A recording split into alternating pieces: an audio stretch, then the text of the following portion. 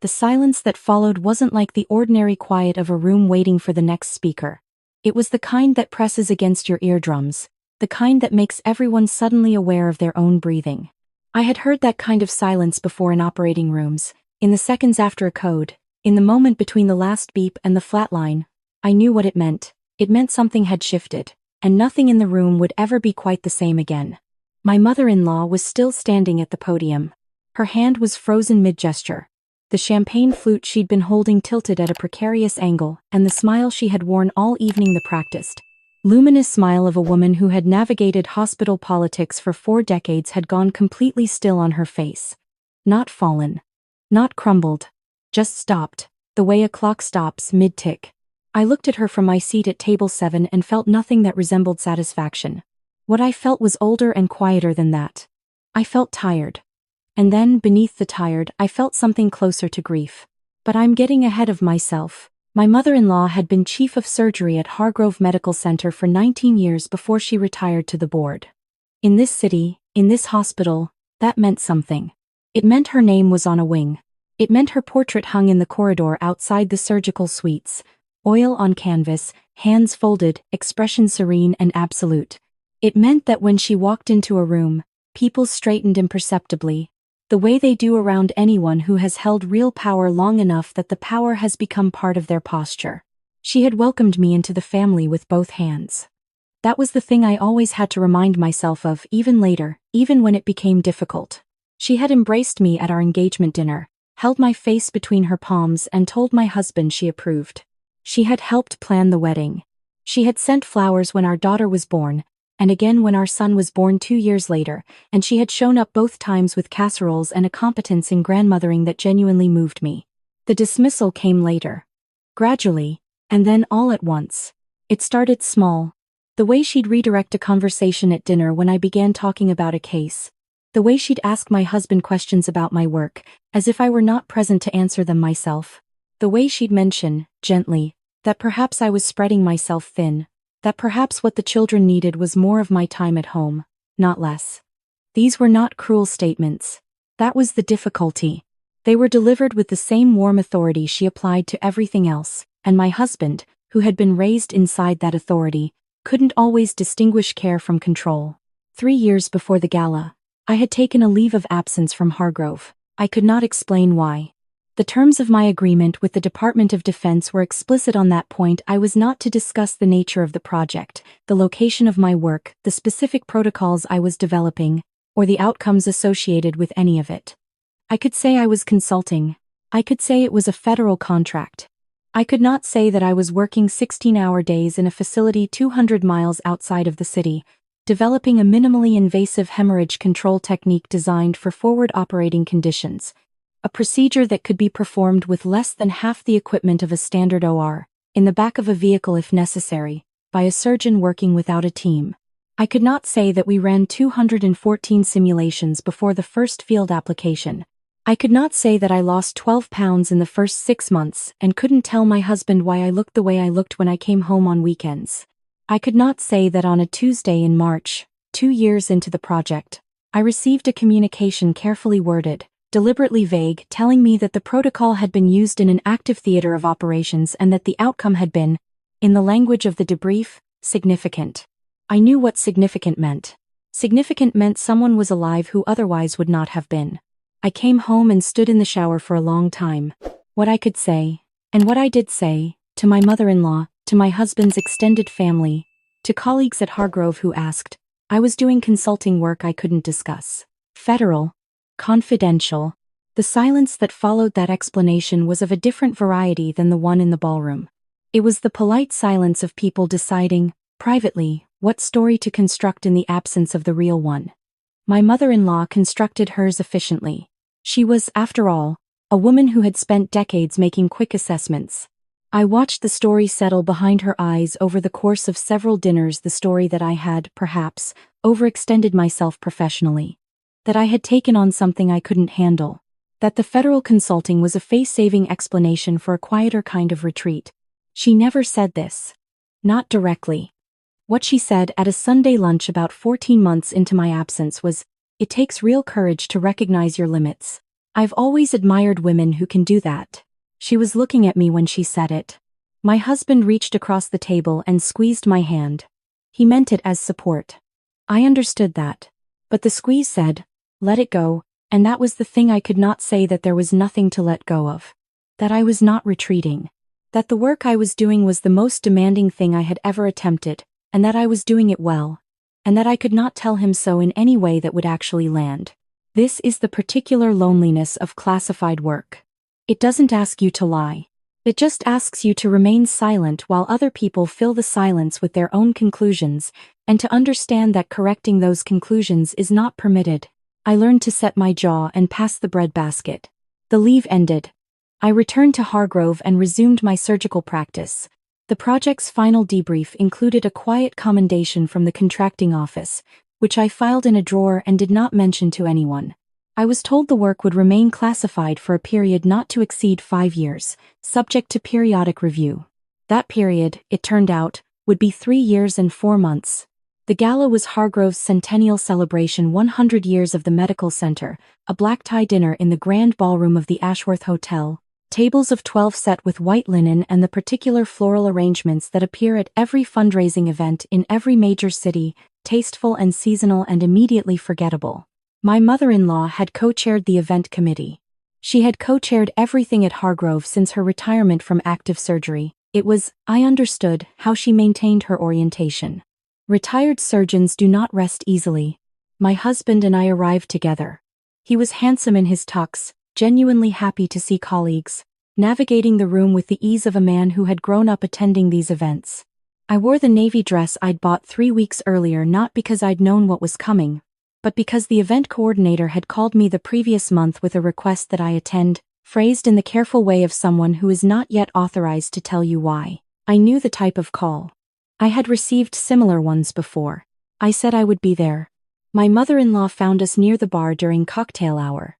She looked extraordinary, as she always did, silver hair, emerald earrings, the self-possession of a woman who has never once questioned her right to occupy the space she's standing in. She kissed my husband on both cheeks. She turned to me. You look lovely, she said. That color is very safe on you.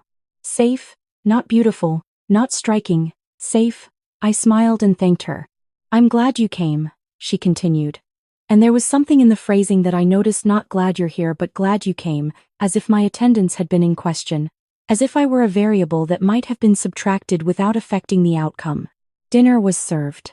My mother-in-law was at the head table, my husband and I were at table 7, which was where they put people who are respected but not featured. I knew several people at the table, liked most of them, and spent the first hour in the comfortable rhythm of medical people at medical events, talking about cases in the oblique way you do in public spaces, referencing outcomes without referencing patients, letting the shorthand do its work. The program began after the main course. The board chair spoke. The chief of staff spoke.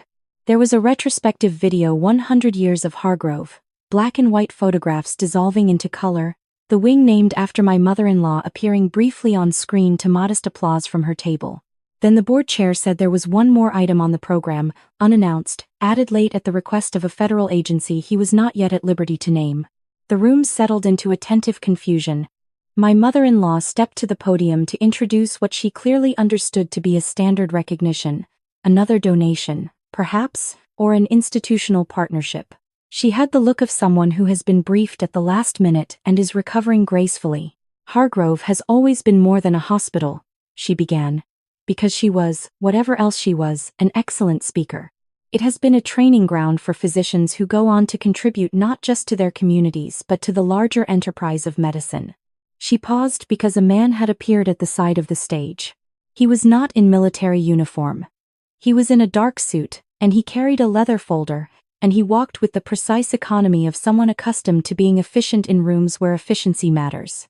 He leaned toward my mother-in-law at the podium and said something I couldn't hear from table 7. What I saw was her face.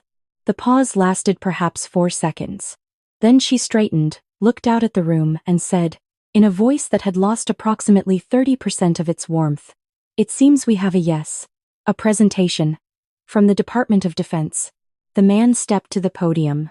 He introduced himself by name and title, a title that caused a ripple through the room, because his agency was not one that typically appeared at hospital galas in civilian clothes bearing leather folders. 18 months ago, he said, a portion of a multi-year research initiative conducted under federal contract was recommended for declassification. That review was completed 6 weeks ago. What I'm here to do tonight is fulfill a commitment we made to one member of this institution, a commitment that was delayed, for reasons she understood and accepted without complaint, but which we felt obligated to honor publicly, given the nature of what she contributed. He opened the leather folder. I had been very still since he walked on stage. My husband had turned to look at me at some point. I registered this peripherally but did not look back at him. Over a period of 31 months, the man continued. A trauma surgeon on fellowship from this institution developed and validated a hemorrhage control protocol under forward operating conditions that has since been incorporated into the standard training curriculum of 3 branches of the United States military. Since field implementation, this protocol has been a contributing factor in preventing hemorrhagic fatality in over 600 documented cases. That number will rise. It already has. He looked up from the folder. We are here tonight to present the Department of Defense Civilian Service Medal, with distinction, to Dr. And he said my name. The silence arrived immediately. I stood up from table 7. My husband made a sound I had not heard from him before. I walked to the stage with the same steadiness I use when I walk into an OR, not performed calm, just the actual condition of a person who has learned that everything necessary can be done without hurry. I shook the man's hand. I accepted the medal. I turned to face the room. My mother-in-law was still at the podium, one step to my left. I did not look at her directly, but I was aware of her the way you're aware of weather as a condition of the environment, something you account for without fixing your attention on it. I did not speak for a long time. The room did not fill the silence. They seemed to understand, collectively, that the silence was mine. I want to be clear about something, I said finally. I'm not here tonight because of what I accomplished. I'm here because of what the work was for. Every one of those 600 cases is a person who is alive. That's not an abstraction. Those are people who went home. And if there's anything I want you to take from this room tonight, it's that the most important work is often the work that can't be talked about. Not because it's shameful, but because protecting it is part of what makes it matter. I paused. I also want to say because I think honesty is the only thing worth practicing at this point in an evening, that the years I spent on this project were the loneliest of my professional life. Not because of the work. The work was extraordinary. But because the silence required of me was a silence I couldn't explain to the people I loved, and I watched some of those relationships absorb the weight of that without knowing what they were holding. My husband was looking at me from table 7. His face was doing several things at once. Silence in service of something larger than yourself is not the same as surrender, I said. I want to make sure I believed that, because there were days I had to remind myself. I thanked the department. I thanked Hargrove. I stepped back. The applause started at table 7 and moved outward. My mother-in-law did not return to the podium that evening. During the reception that followed, I found her standing near the windows overlooking the city, alone in the particular way that people are alone at crowded events when something has altered their center of gravity. She was holding her champagne flute the way she'd held it at the podium, not drinking, just holding, as if she had forgotten it was there. I walked over. She saw me coming and did not look away, which told me something important about her that I had perhaps underweighted in my assessment of her character. She was not the kind of person who avoids the accounting. I made assumptions, she said, before I had a chance to say anything. About your judgment, about your capabilities, about what the absence meant. She said it precisely, the way she would have presented a difficult diagnosis without softening it into inaccuracy. You did, I said. I was wrong. Yes. She was quiet for a moment. Below us, the city went about its business, indifferent to the small reckonings taking place inside this ballroom. You could have corrected me, she said. Not with the classified material. But you could have pushed back more forcefully. Made me understand there was more to know. I could have, I agreed. I chose not to. She looked at me directly for the first time all evening, not the social direct gaze she deployed at events, but something more unguarded than that. Why? I thought about this. Not because I didn't know the answer, but because I wanted to give it to her accurately. Because I wasn't trying to prove something to you, I said. I was doing work that mattered. The work didn't need your approval to matter. And I understood, even when it was difficult, that the two things were separate. She absorbed this. "I owe you an apology," she said. "Several. Probably. You do. I would like to give you one." "I know." She set down her champagne flute on the windowsill and looked at it for a moment. Then she looked back at me with an expression I had not seen on her before, something younger, somehow, and less certain, and more honest for the uncertainty. "Will you let me?" she asked. I thought about the Sunday lunches and the bread basket and the word safe and the years of carrying something I couldn't set down, in a house that should have been a place to rest. I thought about my husband's face at table 7 when he finally understood. I thought about 600 people who went home. "Yes," I said.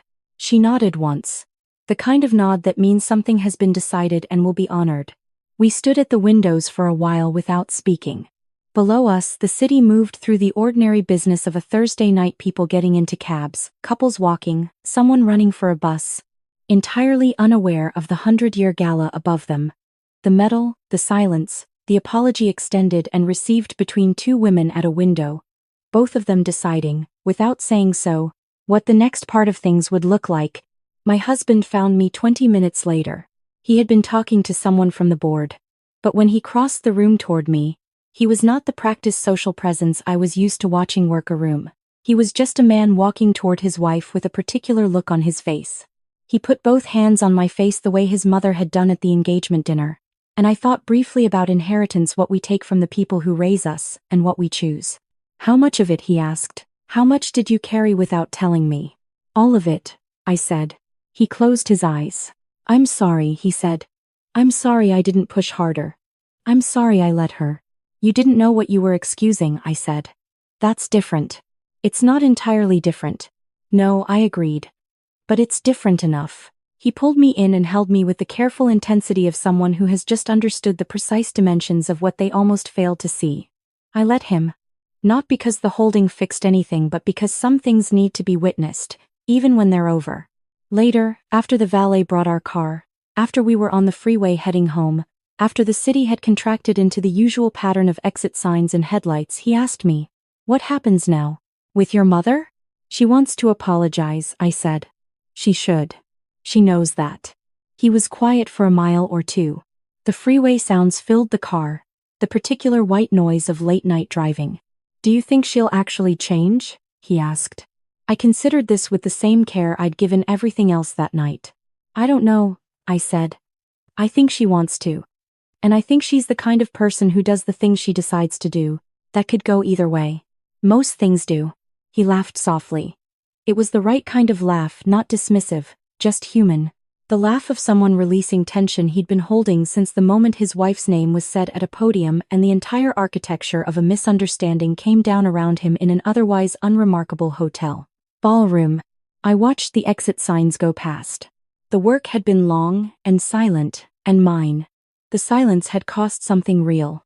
But the work had been worth every hour of it, and the silence had not been wasted, had been the container the work required. These two things were both true, and I was done pretending they canceled each other out. 600 people went home. That was always going to be enough. 6 weeks after the gala, my mother-in-law asked if she could have lunch with me. Just the two of us. She chose a restaurant I liked, not her usual place. Mine, and she arrived before me, which I recognized as its own form of message. We ordered. We talked, at first, about the children, the easy shared ground that had always functioned between us even when everything else was complicated. Then, without transition or preamble, she set down her fork and said what she had come to say. She had been thinking, she told me, about the particular kind of arrogance that masquerades as mentorship. The assumption that experience confers not just knowledge but judgment about other people's choices. She had mistaken the two for a long time. She was aware of it now in a way she hadn't been, and she understood that awareness was not the same as repair, and that repair would require time and consistency she hadn't yet demonstrated. "I want to demonstrate it," she said. "I'm not asking you to assume I will. I'm asking for the chance to show you." I looked at the woman across the table, the portrait in the hallway, the emerald earrings, the 19 years of a career that had mattered, and behind all of it, the genuine love she had for her son and her grandchildren, imperfect and real. "You have the chance," I said. "You've always had it." She nodded. We finished lunch. Outside, she surprised me, reached over and squeezed my hand, briefly, The same way my husband had at that Sunday lunch years ago, but with an entirely different meaning, not let it go. Something more like I see you. Something more like I was wrong to do otherwise. I squeezed back. The street was ordinary midday traffic. Someone walking a dog, a delivery truck double parked with its hazards on. The kind of scene that holds no particular significance, except that it was the scene around us when something mended slightly. Not all the way. Not yet. But slightly, which is where all mending begins. I walked back to the hospital. I had a procedure at 2 o'clock. A difficult one. The patient had been on my mind all morning, the anatomy complicated, the margin for error narrow.